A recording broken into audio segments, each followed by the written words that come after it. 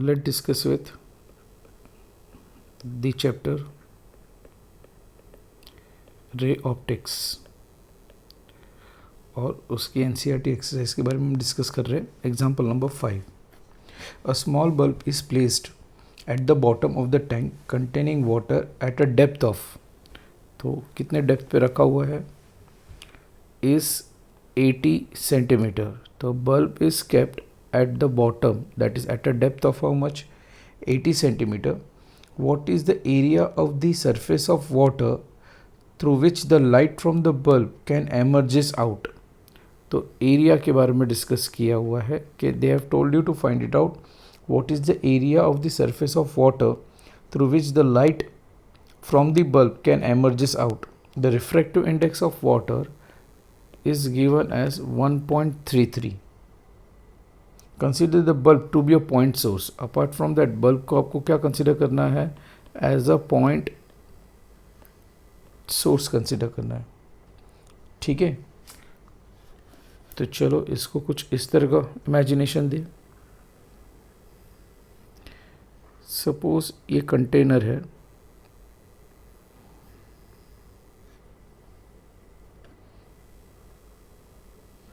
This container is filled with water.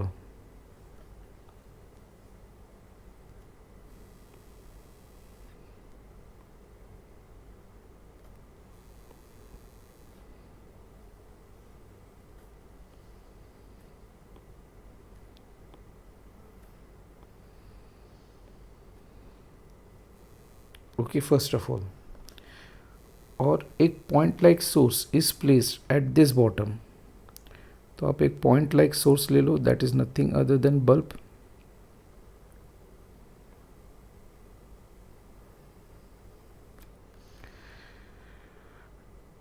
Okay, apart from that आपको question में दिया है कि small bulb is placed at the bottom of the tank containing water at a depth of 80 centimetre. What is the area of the surface of water through which the light from the bulb can emerges out. तो but obvious है इसके ऊपर exactly at the top मैंने एक disc रख दिया है. क्या रखा है मैंने, एक डिस्क. और अकॉर्डिंग टू द कंडीशन ये लाइट यहाँ पे इंसिडेंट होगी, ये लाइट यहाँ पे इंसिडेंट होगी, and it just emerges out. मतलब कुछ इस तरह का सिनेरियो बनेगा.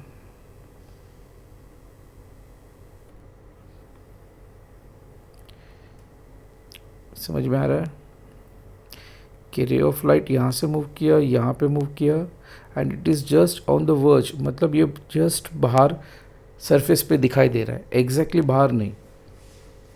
तो आप इसको किस तरह सॉल्व करोगे, तो whether I can say that यहाँ पे जो भी रेडियस है, सपोज ये डिस्क लिया मैंने,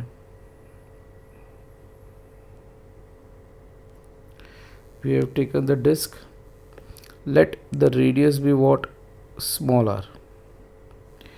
यहाँ से लेके यहाँ तक परपेंडिकुलर ड्रॉप कर सकता हूँ. Answer is yes. अभी सिंपल सा है कि आपने टोटल इंटरनल रिफ्लेक्शन सुना था. If you remember, the light get incident at this point and when the refracted ray makes an angle of 90 degree, at that time I say that angle of incidence is equal to critical angle. yes or no. तब हमें क्या मिलता है, TIR मिलता है, that is total internal reflection, that is इसको critical रे भी बोलते हैं. तो सेम कॉन्सेप्ट यहाँ पे आप यूज़ कर सकते हो. अगर मैं यहाँ पे ये पॉइंट पे या कोई भी एक पॉइंट ले लो आप नॉर्मल, क्लियर. तो with I can say let this angle be I which is equal to critical angle because this makes an angle of how much, 90 degree. तो ये जो भी आपका रिफ्रैक्टेड रे है, whether it makes an angle of 90 degree with the normal, so angle of incidence is equal to what? Critical angle. तो but obviously ये angle भी आपका क्या हुआ? Critical angle. Same due to the symmetry ये भी साइड सेम ही हुआ. Angle of incidence is equal to critical angle, और ये एंगल कितना हुआ? 90. गॉट इट और नॉट? अभी क्वेश्चन में पूछा था कि व्हाट, आपको क्या फाइंड आउट करना है? Area of a disc. तो area of a disc can be written as dash pi R square. अगर मुझे एरिया फाइंड आउट करना है तो मुझे रेडियस फाइंड आउट करना है. तो सिंपल, यहाँ पे आप डायरेक्टली क्या यूज़ कर सकते हो? ये एंगल भी आपका सी, अपोजिट अपॉन विच वैल्यू? ये एंगल 90 फॉर्म करता है, तो opposite upon dash. whether I can make the use of adjacent or not? Answer is yes. What is opposite upon adjacent? That is nothing other than tan c is equal to opposite. Opposite मतलब आपका क्या हुआ? r upon, ये कितने depth पे रखा है? let the depth be how much? d. Okay. Now मुझे रेडियस फाइंड आउट करना है, तो outcome of the result d tan c लिख सकता हूँ. d का वैल्यू दिया है, that is 80 centimetre, that is 80 into 10 to the power minus 2 metre. तो whether I got the value of d, तो आंसर इज यस. बट ये case में मुझे c का वैल्यू पता नहीं है, तो I will mark this as equation number 2. Got it? Now since this, मैंने जैसे कहा कि ये i is nothing other than angle of what? Critical angle हुआ. तो whether we have discuss with sine c is equal to n rarer to n denser. यहाँ पे n rare कौन सा मीडियम मेंशन किया है? एयर. और यहाँ पे ये कौन सा है? वाटर. तो whether I can say sine c is equal to, air का कितना होता है? 1, refractive index of water 1.33. So ultimately c can be written as dash sine inverse of which value? 1/1.33. Please calculate the value of c. तो whether you can calculate the value of c? Yes. Is that clear? Other way round, अगर log table नहीं दिया है तो ये scenario में आप क्या कर सकते हो? तो दूसरे वे से भी इसको सॉल्व कर सकते हो.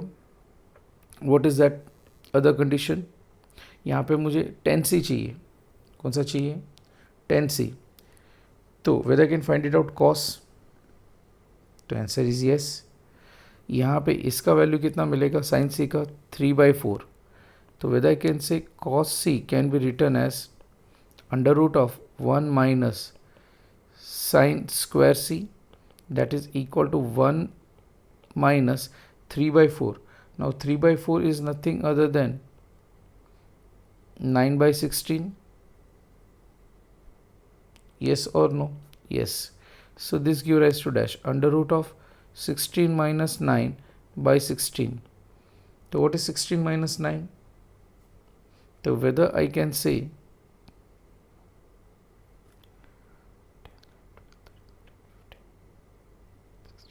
6 and 7, तो मुझे यहाँ पे 7 मिलेगा, 7/16. सो अल्टीमेटली मुझे cos c का वैल्यू कितना मिलेगा? तो √7/4. Answer is yes. अभी यहाँ पे instead of finding out only just c, तो वेदर मुझे tan c मिलेगा यहाँ पे? तो आंसर इज यस. साइन है मेरे पास, I am having cos. What is sin upon cos? तो sin upon cos is nothing other than which value? tan c. That is nothing other than 3/4 upon √7/4. This value will get cancelled. So ultimately the final outcome of the tan c that I have obtained is nothing other than 3/√7. Simple. Yes or no? So r is equal to 8 into 10 to the power minus 2 into 3/√7. So whether I am going to get the radius or not? Yes. Clear or not? अभी यहाँ पे radius once again I have got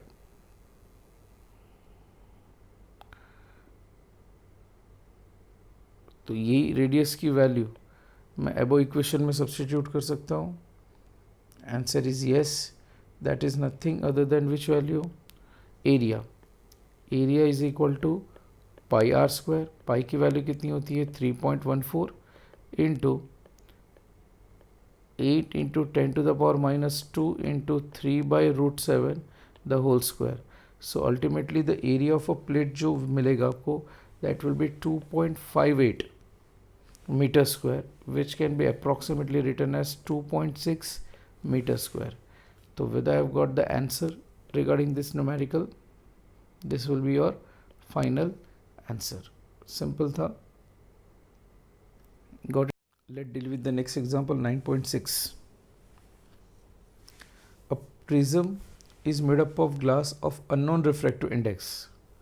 तो statement has been mentioned कि मेरे पास एक prism है जिसका refractive index of the prism is unknown. Okay. A parallel beam of light is incident on the face of the prism. The angle of minimum deviation is given as 40 degree. What is the refractive index of the material of the prism? मतलब आपको NG find out करना है. The refractive index of angle of prism is given as how much? 60 degree. If the prism is placed in the water, that's it. तो यहाँ पे condition कैसा दिया है कि पहले प्रिज्म किस में था? एयर में. अभी उन्होंने ये कहा है कि प्रिज्म को कहाँ पे मैंने प्लेस किया है? वाटर में प्लेस किया हुआ है, जिसका refractive index of water is given as 1.33. Predict the angle of minimum deviation okay of the beam of light. मतलब आपका मिनिमम डिविएशन आपको प्रेडिक्ट करना है when it is placed in water. Clear?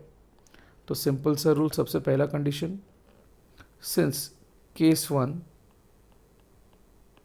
whether the prism is placed in air, तो answer is yes. तो हमने formula पढ़ा था, refractive index of glass with respect to air is nothing other than sine minimum delta minimum plus A divide by 2 the whole upon which value?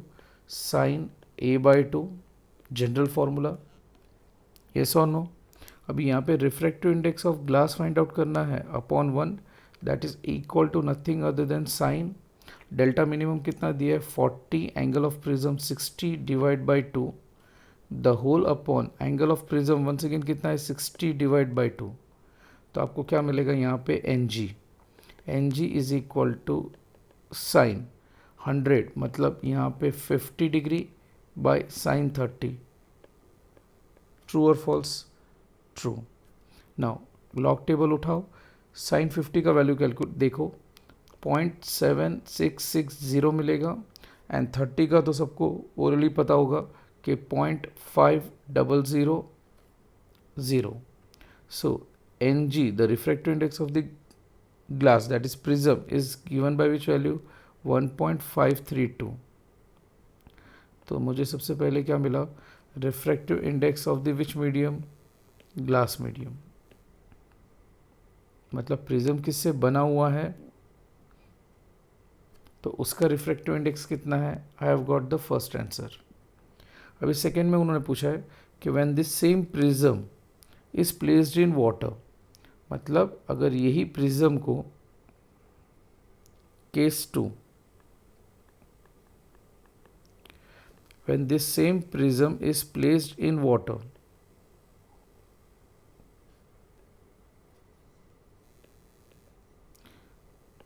if this same prism is placed in the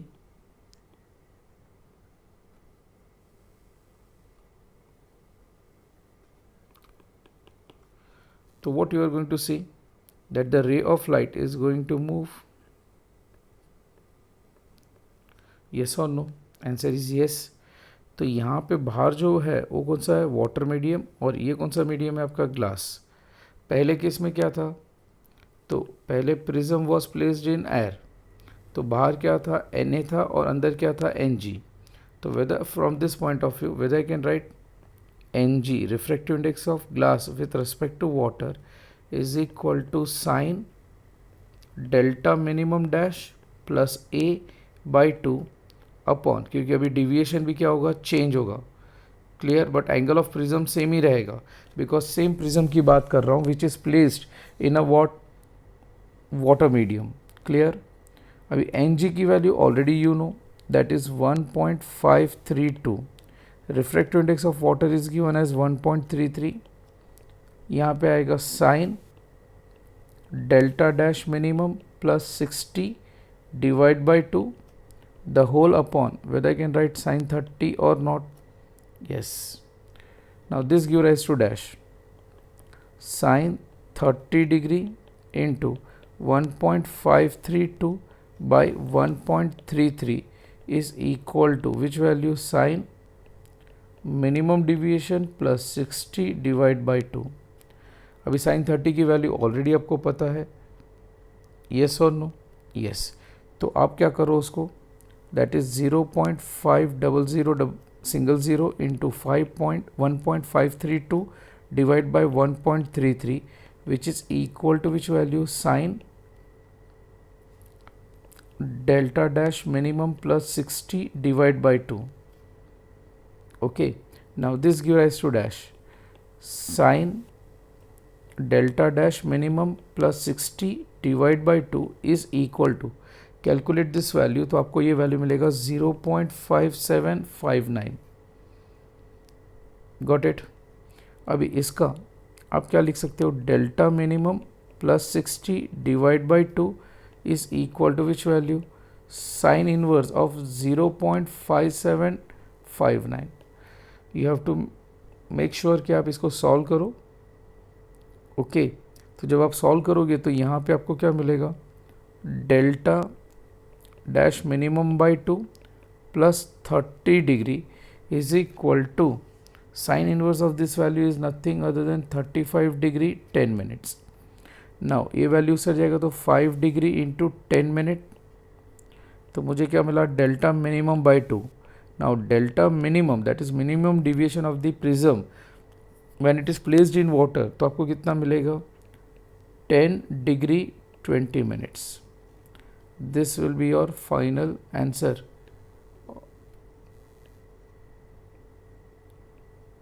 Got it or not? When the prism is placed in the water, understood? That is angle of minimum deviation. Let's deal with the next example. Example दिया है 17, as shown in the figure.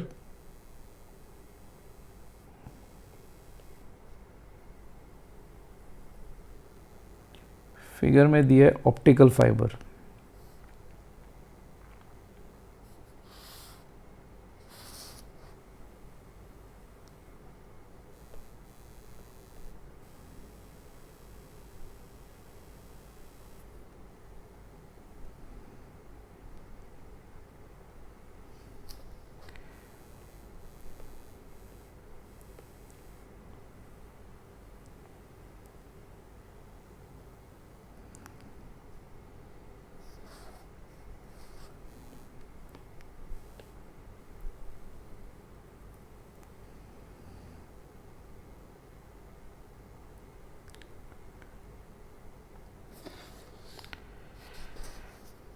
now the optical fiber which has been given, इसका ये optic axis हुआ,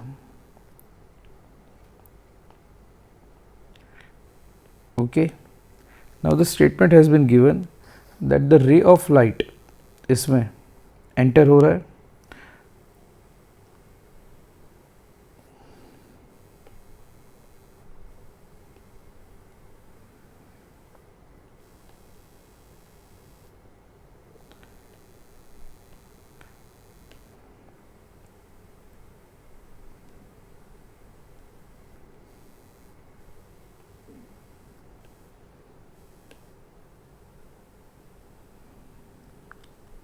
at certain angle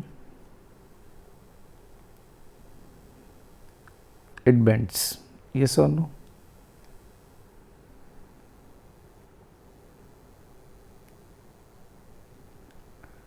And so on.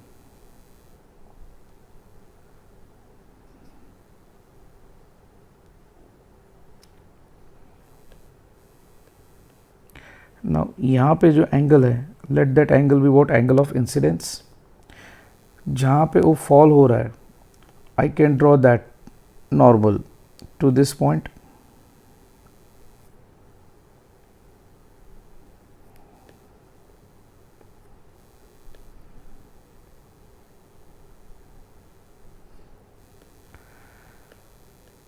So with I can say that this angle is angle of refraction and this angle what can I say, once again angle of incidence ही बोल सकता हूँ, जैसे मैंने पहले class में बोला था. तो let it be which value, suppose I dash. ये टोटल इंटरनल रिफ्लेक्शन हो रहा है, तो let it be which value, I dash. अभी ये एंगल जब परपेंडिकुलर ड्रॉप करोगे तो ये एंगल कितना फॉर्म करता है, 90. Got it everyone. मैंने थियोरेटिकल पार्ट में इसको एक्सप्लेन बहुत अच्छी तरह से किया है, आप उसका लेक्चर्स देख सकते हो वंस अगेन. अभी दिया है light pipe of a glass fibre of refractive index. तो इसका रिफ्रैक्टिव इंडेक्स कितना है आपका ग्लास फाइबर का, Ng. Ng is given as 1.68 and the outer covering of the pipe is made up of material of refractive index. तो मैंने आपको बोला भी था कि इसका जो आउटर सरफेस है जिसको हम क्लेडिंग प्रोसेस कहते हैं, it is made up of rarer medium so that it can obtain a what, total internal reflection. Is that clear. तो जो भी क्लेडिंग है, रिफ्रैक्टिव इंडेक्स क्लेडिंग का, वो कितना है 1.44. तभी तो जाके हमें क्या मिलेगा, total internal reflection. Because whenever the ray of light passes from, यहाँ पे when the ray of light passes from denser to rarer, we can obtain what, total internal reflection, denser to rarer. Clear. What is the range of the angle of incidence ray with the axis of the pipe for which the total internal reflection inside the pipe takes place as shown in the figure. Okay. तो मैंने यहाँ पे Ng और NC मतलब cladding, Ng मतलब glass fibre हुआ. तो मैं ये बोल सकता हूँ कि Ng is nothing other then refractive index of glass fibre, that is optical fiber, and this is the refractive index of cladding. Got it or not?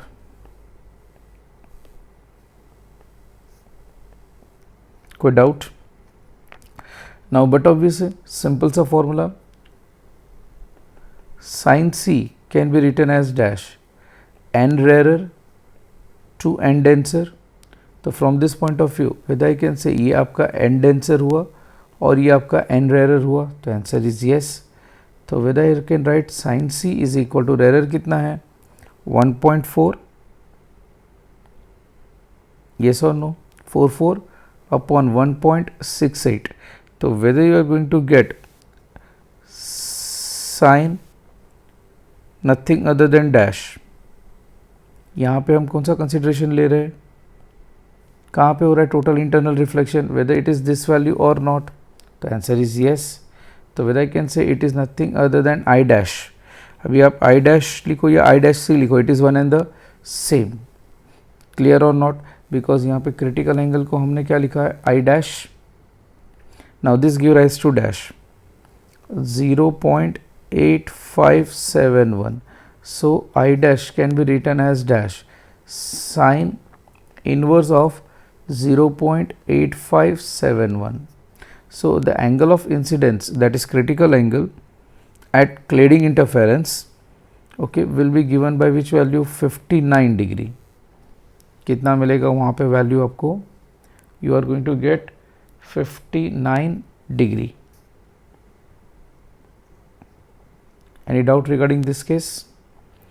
Okay. Now जैसे कहा कि टोटल इंटरनल रिफ्लेक्शन होना चाहिए, तो जहाँ पे भी angle of incidence हो रहा है तो it should be equal to और greater than which value, critical angle.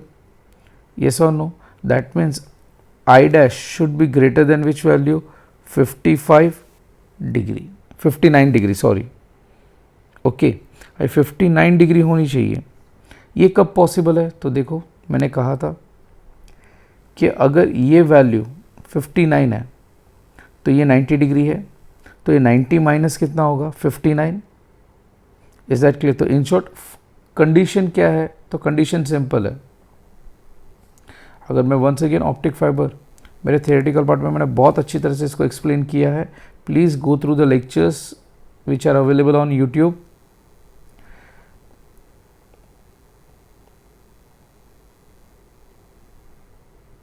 अभी यहाँ पे ये आपका एंगल ऑफ इंसिडेंस हुआ, ये रिफ्रैक्शन हुआ, ये सपोज मैंने आपको वहाँ पे C लिखा हुआ है और ये क्या आपका 90 डिग्री. तो मुझे अगर ये वैल्यू चाहिए, तो अगर ये वैल्यू की बात करूँ, is that clear? If this critical angle should be greater, अगर क्रिटिकल एंगल क्या चाहिए मुझे? ग्रेटर चाहिए. तो from that point of view whether I can say that R value should be less than, जितना वो लेस होगा, इज दैट क्लियर, उतना क्रिटिकल एंगल मुझे फ़ायदा मिलेगा. I am going to surety, I am going to get what? Total internal reflection. अभी R की value जितनी भी कम होगी, आर इज़ व्हाट? स्मॉल. जैसे कि ये एंगल अगर मैंने 60 डिग्री लिया, 30 डिग्री लिया, तो ये एंगल कितना होगा? 60 डिग्री होगा. समझ में आ रहा है? अगर आर मैंने कितना लिया है? 30 डिग्री, तो आपको यहाँ पे सी का वैल्यू कितना मिलेगा? 60 डिग्री. समझ में आ रहा है? तो मेरे को आर का वैल्यू क्या चाहिए? स्मॉलर चाहिए. R should be kept what? Small. अभी आर की वैल्यू स्मॉल कब होगी? तो ये पॉइंट पे इंटरफेरेंस देखो.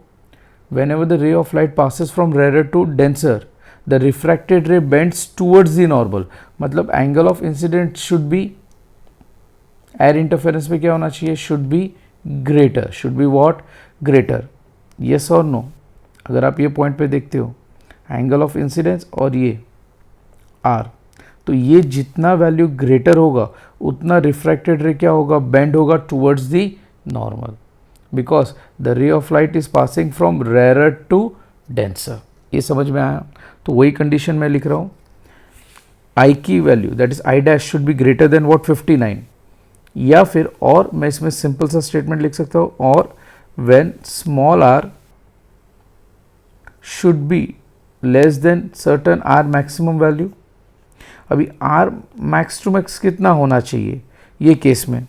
तो मैं लिखूंगा 90 डिग्री माइनस 59. वही सेम थिंग देखो, लॉजिक.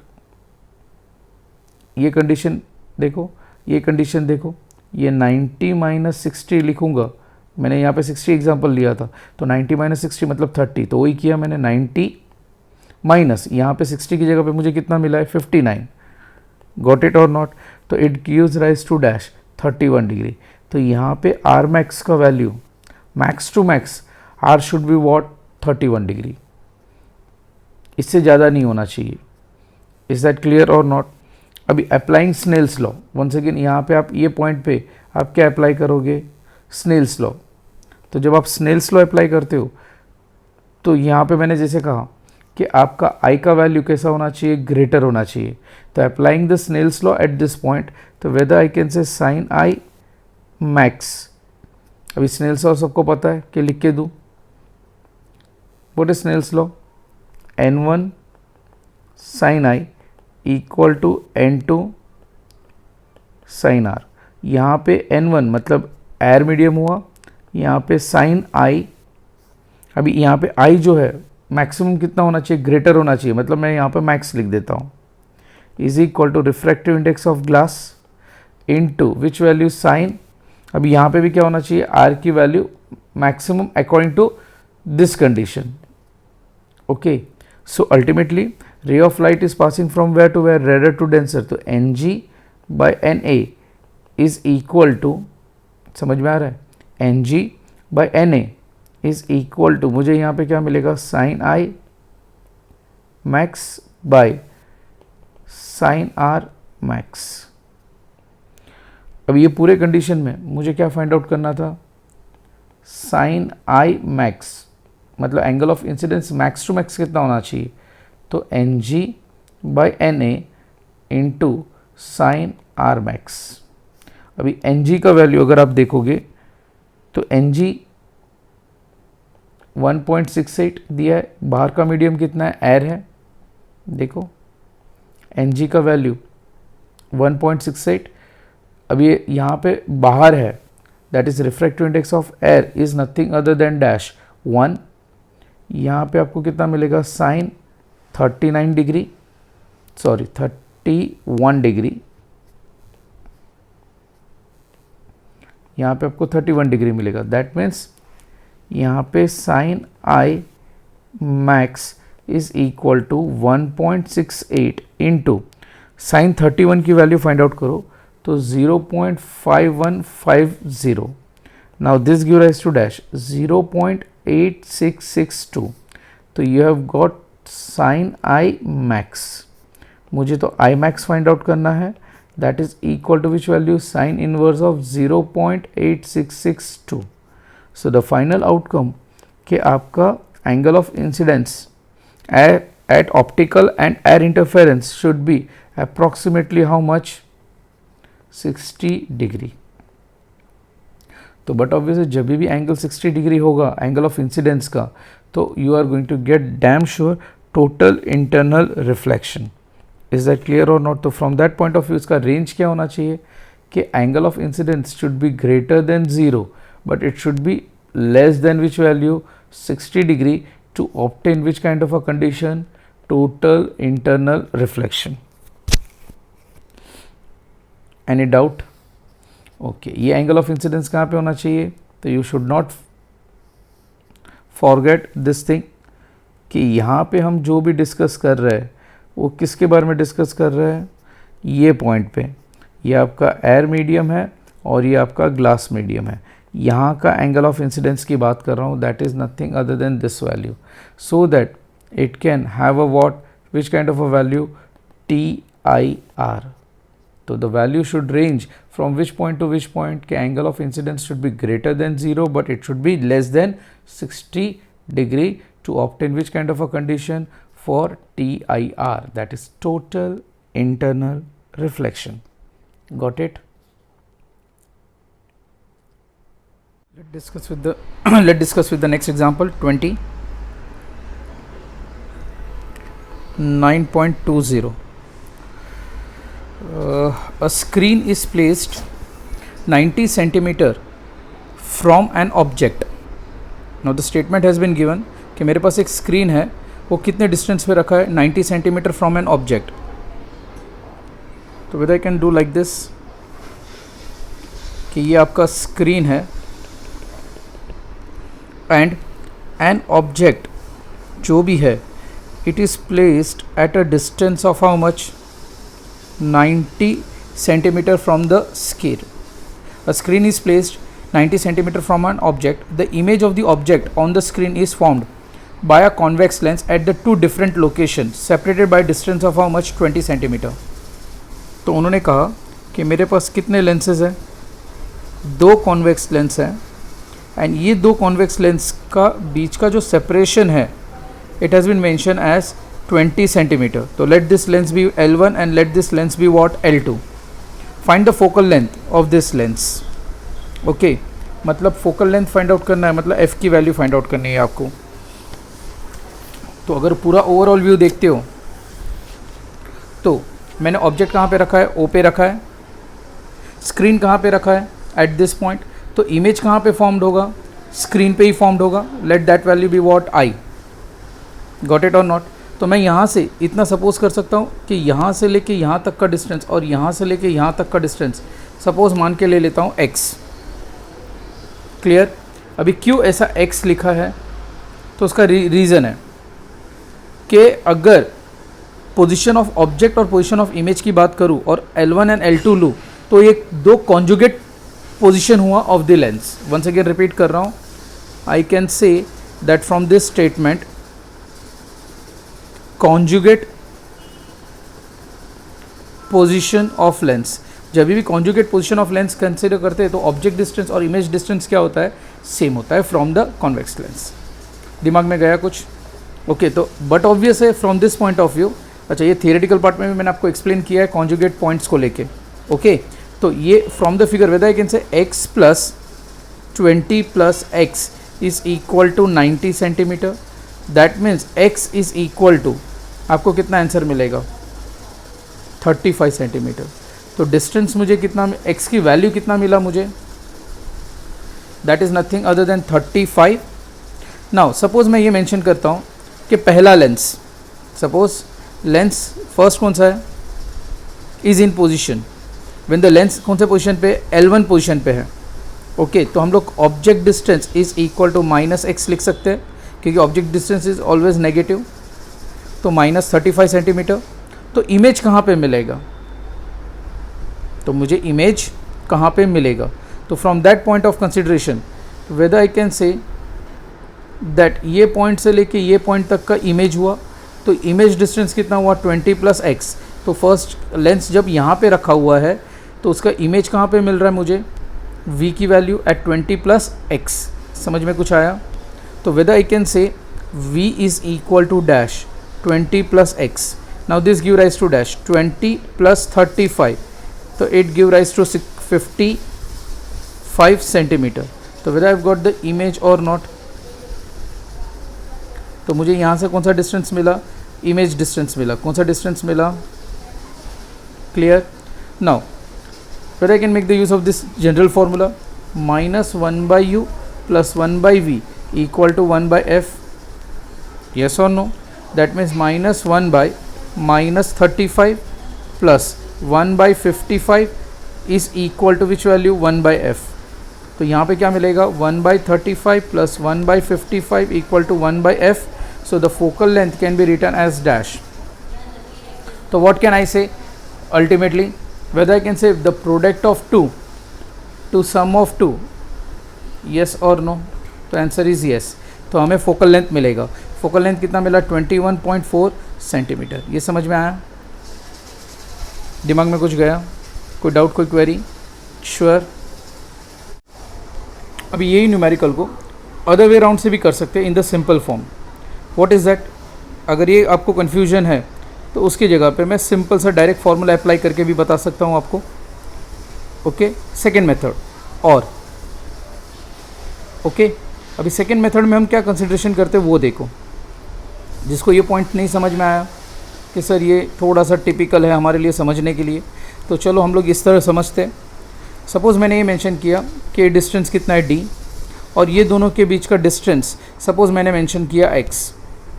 ओके, तो बाय डिस्प्लेसमेंट मेथड, वर्ड क्या यूज़ कर रहा हूँ मैं,